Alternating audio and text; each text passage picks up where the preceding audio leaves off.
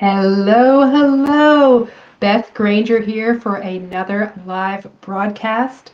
And I was just telling my guest that normally I introduce myself and then I have to do some magic behind the scenes to make the link that I shared work. But guess what? Timing worked out this time. You never know why. I was able to already do it. So hello, I am Beth Granger. I'm a trainer, consultant, and speaker on the topic of growing your business and brand using LinkedIn, and I'm a networking business development group facilitator. Probably the people watching this will know me, but you never know. My guest today is Shelly Esliger, and we have known each other for I don't even know how many years now, but we've never spoken on Zoom or on the phone until just before this broadcast. But yet we feel like we know each other because of the communities that we're in. Shelly, welcome. Thank you. I'm going to tell everybody a little bit about you. Shelly is a LinkedIn trainer and talks about social reciprocity. So the first thing you might wonder, why would I have another LinkedIn trainer on? And it's because the global community of people that do what we do, it truly is a community. And everybody has their little focus or a niche that they focus on. Some people focus on career and some people focus on sales navigator. And I always feel there's more than enough business for everyone. And I am so excited that Shelly has joined me today. She also is the founder of Decide to Be Kind on LinkedIn. We're going to hear more about that. It's a movement with a mission of spreading awareness and triggering global action around bullying on LinkedIn. So we're going to hear more about that too.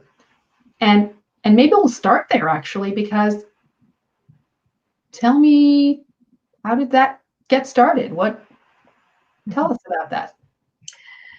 So, it's almost a year ago I started the Decide to Be Kind campaign. And about a year before that, I became a CSI, LinkedIn CSI. What is that for people who may not know? A LinkedIn, crime scene investigator. Okay. So I just noticed because, every month I do a Changemaker series where I showcase, 18 people. It's normally 18, give or take a few. You've been in it as well. So I started to notice that some of those people that I, really showcased because they've been change makers for me on LinkedIn were no longer on the platform.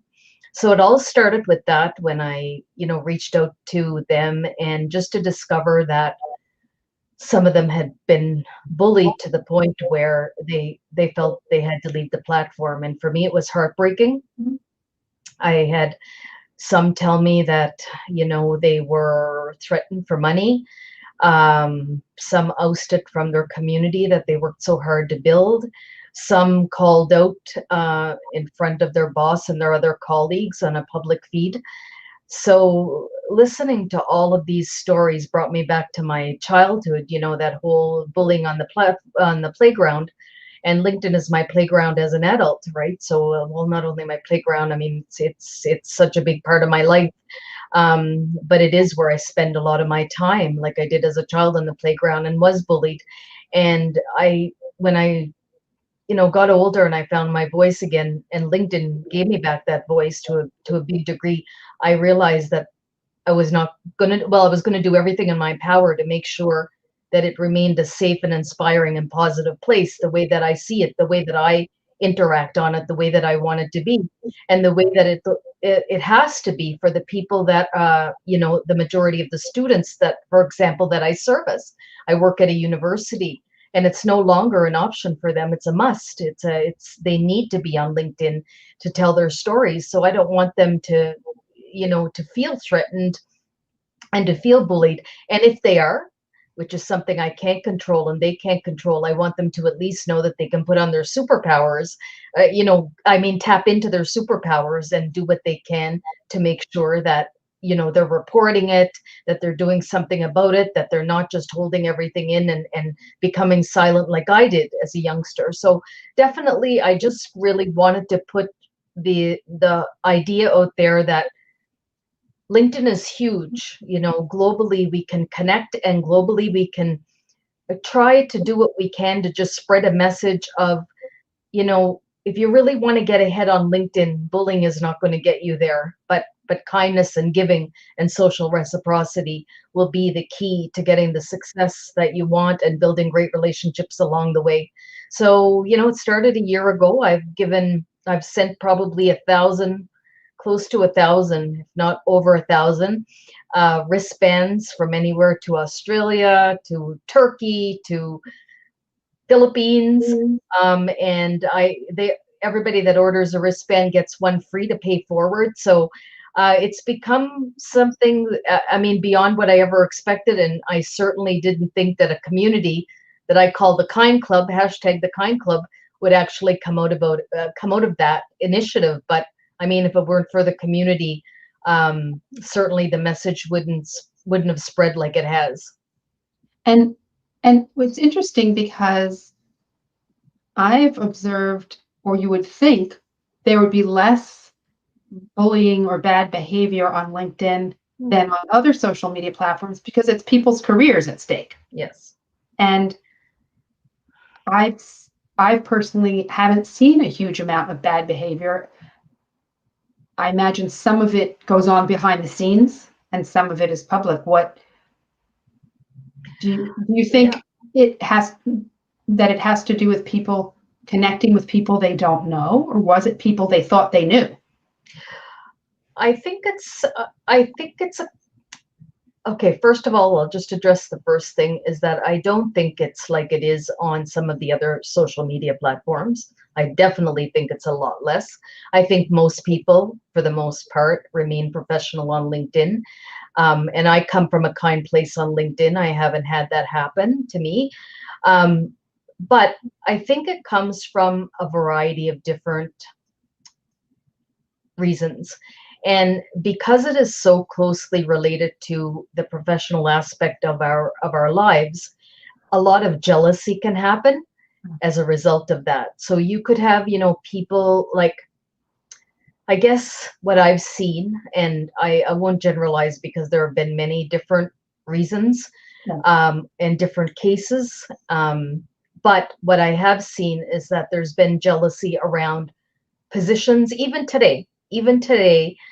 A post about like women in leadership, women in business, people who are getting awards for being leaders in the community.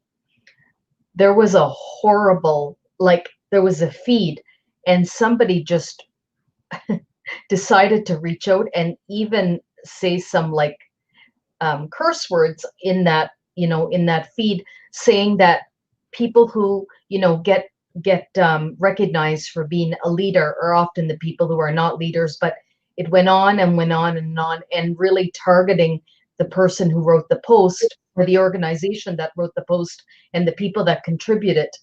And you could just see that there was jealousy behind that. Like, that person may never have been recognized. This is what I got out of it.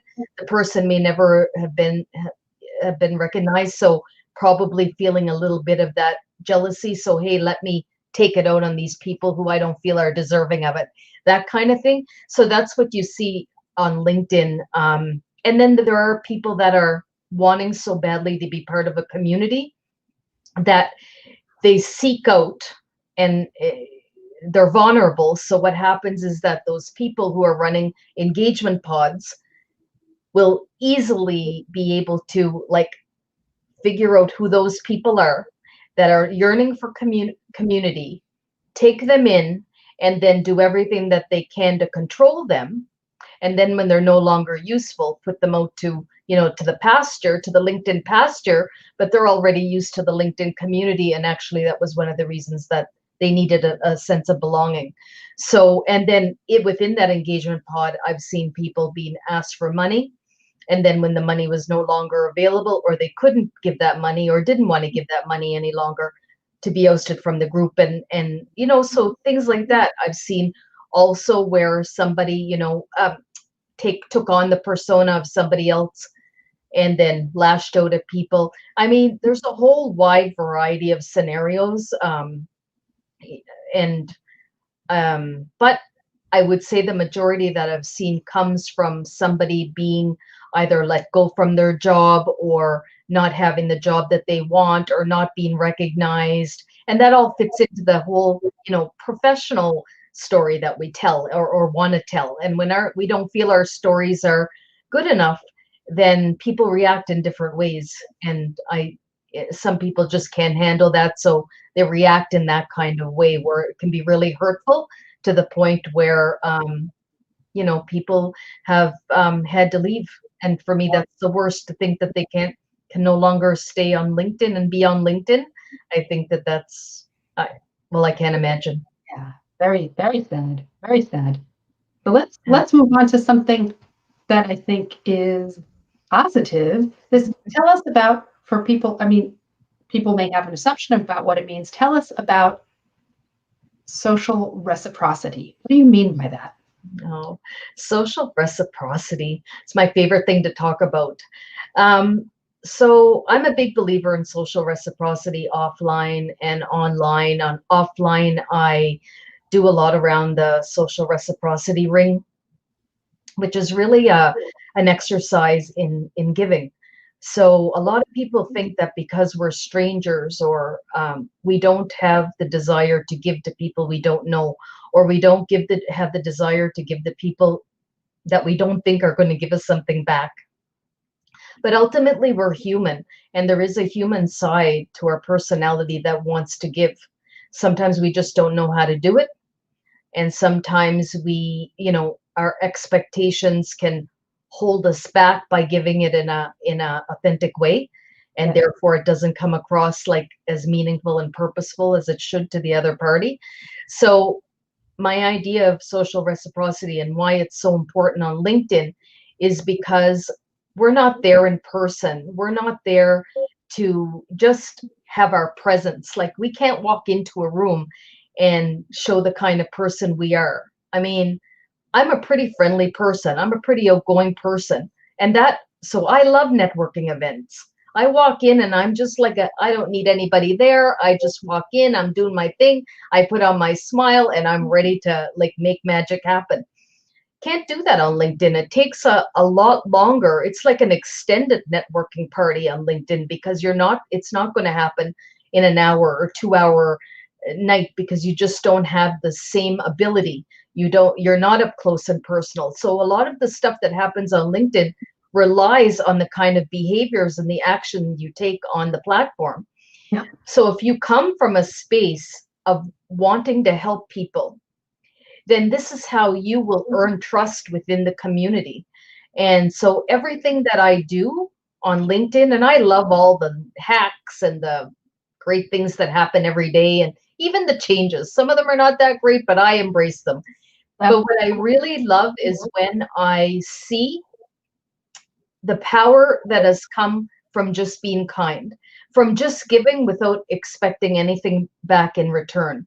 So I'm grounded in that. That is how I have created my LinkedIn community. That is how I've created opportunities. That's how I've built what I have and the recognition that I have. It's all from that, because every day I get up, it's not about what I can gain today or what I can get today. It's all about who can I help today. And because I've been doing that now for quite a while, I mean, at the beginning, I didn't realize that that's what it is. I was doing the reciprocity circle offline, but didn't realize that I was doing the same thing online, just in a different format. And it was working for me online as well. And now I realize that that's always been the base of what I want to do, and how I want to, maneuver LinkedIn life. That's how I want to live LinkedIn life. And because of that, it's really served me well. And because of that, I have gained so much, and I've had so many opportunities and so many good things come my way. And it's because I'm grounded in the idea of helping people. I love it. I'm part of a community that I joined, a networking group that I joined 10 years ago, and it's very much that type of thinking in person, of course, now virtually, Mhm. where it's very much like our LinkedIn trainer community too, where this feeling of a rising tide raises all ships and helping someone without any expectation of something in return. And actually, I forget if it was last week or the week before, recently on one of my LinkedIn lives, I was talking about, oh yes, so it was a little bit of a different conversation. It was just me, and I was talking about my perspectives on life and learning from loss and things like that. But one of the things that I've noticed in life is that sometimes giving is more for the person doing the giving than the person receiving. And so sometimes someone feels funny accepting help or accepting something from someone. And if they only realize that it helps the person doing the giving just as much, if not more. I mean, how good does it feel when you make an introduction that leads to business or that leads to a job or that leads to whatever? So being able to do nice things for people, it just feels good. I'm sure Absolutely. it's good for our health. I'm sure if we had someone, on with that expertise, they would tell us that. And here in the United States, it's Thanksgiving this week, so I think it's Mm. a perfect week to be having this conversation. And I mean, there's even been like scientific, like health, studies that have shown when people give, I mean, it just, something internal, even within your body, something good really happens. So it stimulates the brain because we are givers. That's part of the human nature. So I think it's, when you're grounded at that, your journey. So many people like are frustrated by LinkedIn, and they don't feel they're having success. They're not, it's incredibly frustrating. They don't want to be here. And I think a lot has to do with their approach. But if you're meeting great people and you're building relationships along the way and you're giving, there's no way that you can walk away from LinkedIn and not feel good. And I want to feel good. Personally, I have to feel good on LinkedIn. I agree. And I think it's just like in person, it's the willingness to join a conversation, be part of a conversation, or, you know, there are numerous, for instance, I really enjoy some of the ongoing group chats that happen Mm. or conversations in groups, although they're not as active as they could be perhaps. But thinking of it as the same as in person in terms of your behavior, I think helps people be more comfortable there, right? 100%. Yeah. Yeah. And I think we all go through kind of a like, a little bit of the imposter syndrome, and especially when we're used to doing something one way, and then, networking has changed. Look how it's changed over the years. 10 years ago was nothing like what it is now.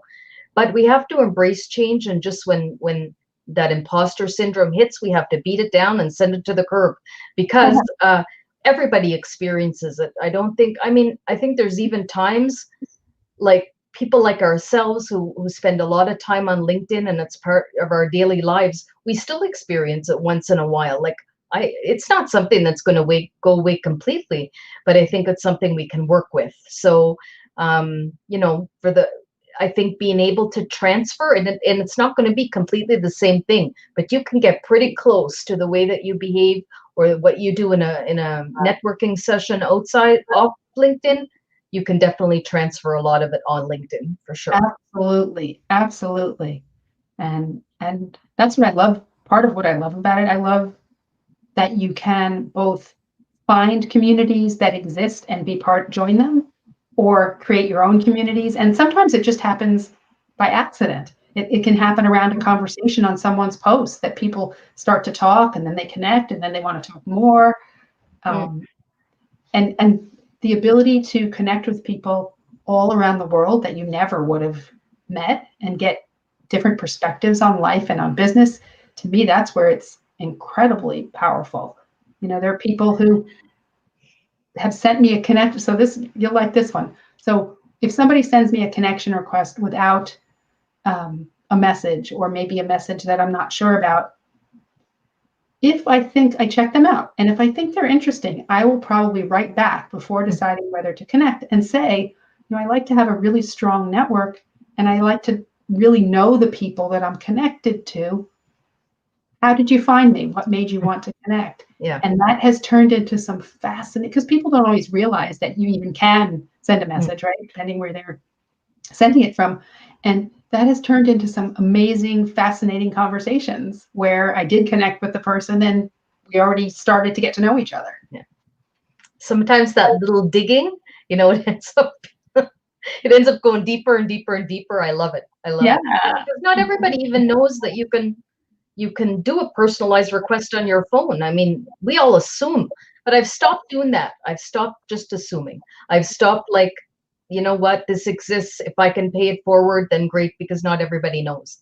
Not everybody has dug into LinkedIn enough to even realize that these things exist where you can be personal, and there's ways to do it on your mobile, there's ways to do it on your desktop, but not everybody is aware. So the dilemma of the usability challenges are good for our business, but not necessarily so good for people who are trying to figure out how to engage them.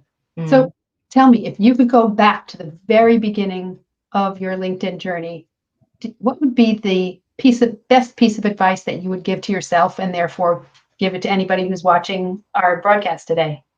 Talk to strangers. Oh, I love it. Talk to strangers. I love talking to strangers. And I remember when I first started, 10 years ago. Well, it's been longer than that I'm on the platform, but 10 years where I'm embracing LinkedIn and trying to live a really great LinkedIn life. But yeah, talk to strangers. I just, and I do it offline and I do it online. And that is what my community is, everything to me. When I was becoming a coach, one thing that my coach told me, she said, you are such a community person. You don't like doing anything alone. And she was so right. And so I took that and I realized that like now my community means so much to me. And that has transpired on LinkedIn as well. Like everything is about community, the community that I built. So talk to strangers and don't be afraid. That's when magic happens. Magic doesn't happen with the people that you know.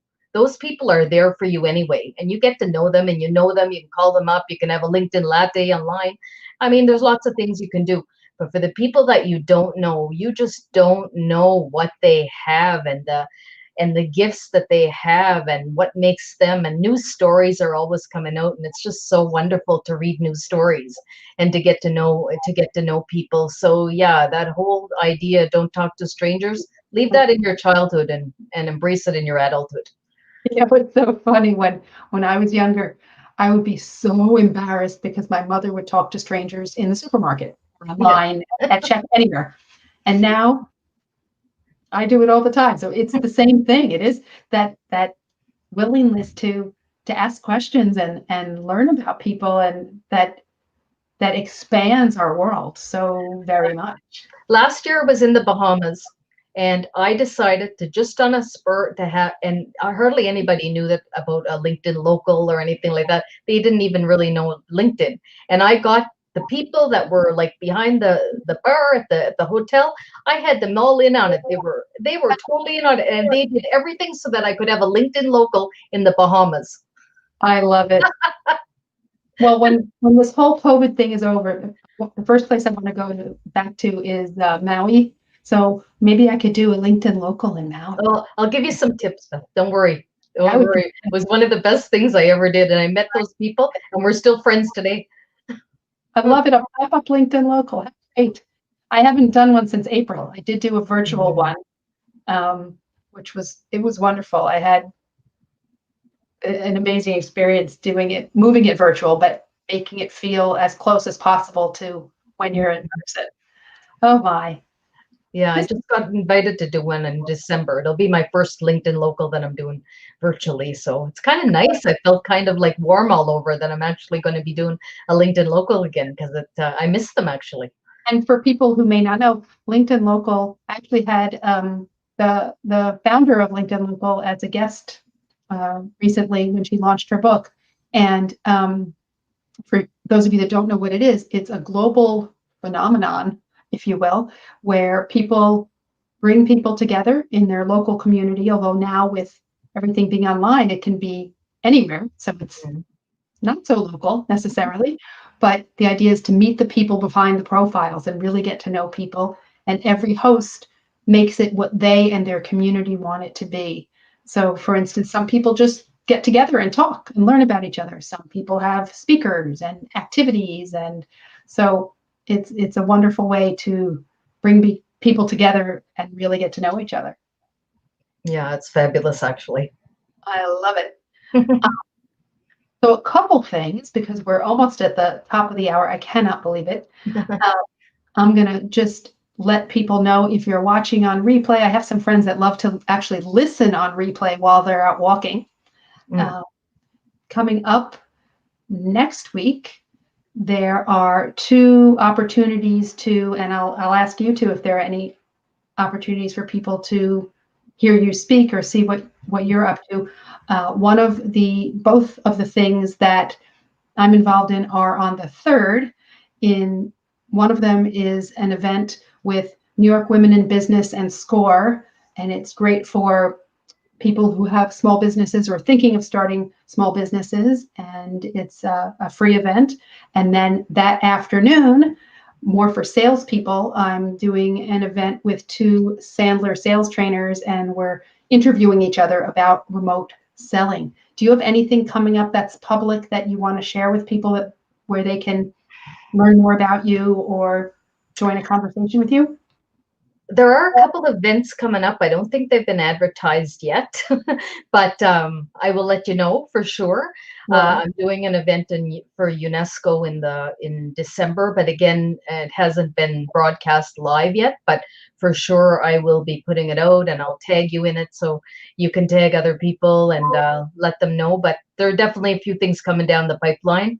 I just waiting for that kind of like it's out there and then I'll share it, but definitely some great things coming up in the winter session too.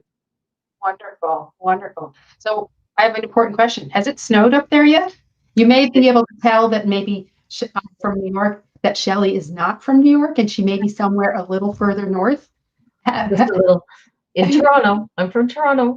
Yes, we had our first snowstorm this week, and the snow is gradually going away, but it's still around actually. And it was funny. It's funny because normally when it snows, the next day it's gone. For some reason, this snowstorm, it came and it stayed.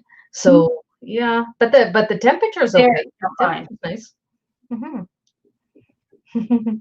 Well, this has been so much fun speaking with you. I really love the key things. What I do is I go back and I share update the text that goes along with this broadcast. And I think that the key things that stuck out for me were the idea of social reciprocity. That was hard to say for some reason. The idea of being kind and giving without expectation of anything in return, and that magic happens when you talk to strangers on LinkedIn. I think that is the key takeaway from our conversation today. So it has been fabulous to get to know you a little better live, and I hope you have a wonderful rest of the day. For everybody watching, join me next week. I forget what day I'm going live because I refuse to commit to one day and time. That's just the way I roll. Everyone, stay well. See you next time. Bye Thank bye. you. Thank you.